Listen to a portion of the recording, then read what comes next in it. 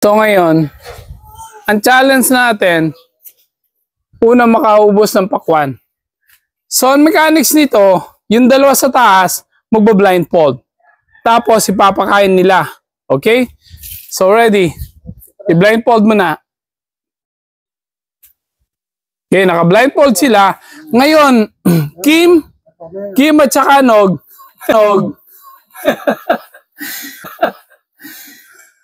Ibigay mo sa partner mo yung isang pakwan.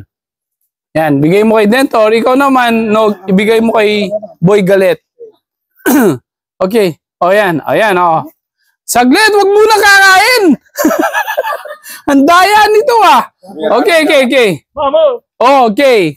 In 3, 2, 1. Go!